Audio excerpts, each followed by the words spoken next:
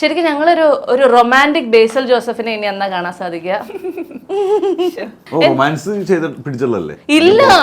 ആ ഗുരുവായൂരമ്പലനടയിലൊക്കെ ഉണ്ട്. അതിനകത്ത് എന്ത് റൊമാൻസ്? അങ്ങനെ വലിയ റൊമാൻസ് ഒന്നും ഇല്ല. അത് ചെറുതായിട്ട്. ഒരു പ്രോപ്പർ കുഞ്ചാക്കോവൻ അനിയത്തിപ്രാവ് റൊമാൻസ് ലെവൽ എപ്പൊ പിടിക്കും? പ്രേമലു പിടിക്കാൻ സമയമുള്ള നല്ല കഥകളൊക്കെ വരട്ടെ. നിങ്ങൾ എങ്ങനെയാണ് ഒരു സിനിമ സെലക്ട് ചെയ്യുന്നത്?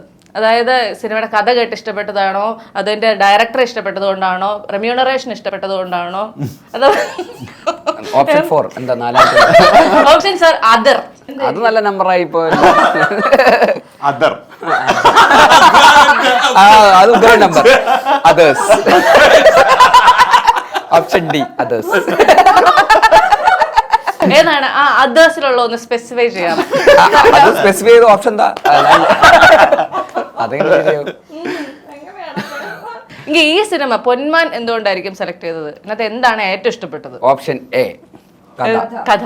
എല്ലാവരും ഉറപ്പായിട്ടും ബേസിലൊക്കെ നോവൽ വായിച്ചതിന് ശേഷമാണ് അല്ലേ? കഥ സിനിമ അറിഞ്ഞതിന് ശേഷമല്ലേ നമ്മൾ നോവൽ വായിക്കാൻ പോയത്? നോവൽ ആദ്യം വന്നു.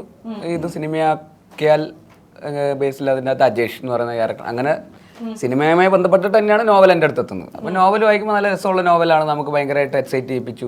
ക്യാരക്ടർ ഭയങ്കര എക്സൈറ്റിംഗ് ആണ്. അജേഷ് എന്ന് പറയുന്ന ക്യാരക്ടർ ആ നോവൽ വായിച്ചവർക്കറിയാം.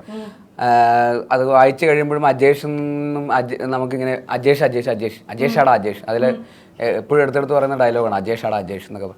അപ്പോൾ അജേഷിൻ്റെ പല ഡയലോഗ്സും അജേഷിൻ്റെ ഒരു മൊത്തത്തിലുള്ള സ്റ്റൈലും, പിന്നെ പുള്ളിക്ക് ചില ശീലങ്ങളൊക്കെ ഉണ്ട്. രാവിലെ എണീറ്റ് ചില ഓരോ വിയേഡ് സാധനങ്ങളൊക്കെയാണ്. ഇതുവരെ അടുത്ത് പറയും നമുക്ക് രാവിലെ 8 മണിക്ക് എണീറ്റിട്ട് അണ്ടർവെയർ ഇട്ട് ബീച്ചിൻ്റെ സൈഡിൽ കൂടെ ഓടണം. പിന്നെ അജേഷ് പറഞ്ഞ പോലെ പിന്നെ നാട്ടുകാരെല്ലാം കൂടെ രാവിലെ എണീറ്റിട്ട് ഒരു 10-20 പേര് കടപ്പുറത്തോടെ അണ്ടർവെയർ ഇട്ടുകൊണ്ട് ഓടുവാണ്.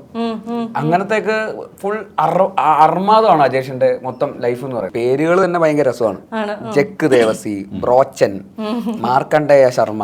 കാണാതെ പഠിച്ചു വെച്ചിട്ടുണ്ടോ? കാണാതെ പഠിക്കേണ്ട കാര്യമില്ല, നമ്മൾ ചെയ്ത് കഴിയുമ്പോൾ ഇതൊക്കെ പഠിക്കുമല്ലോ. അല്ലാതെ ഇന്റർവ്യൂവിന് വരുന്നതിന് മുമ്പ് മാർക്കണ്ഡേയ ശർമ്മ.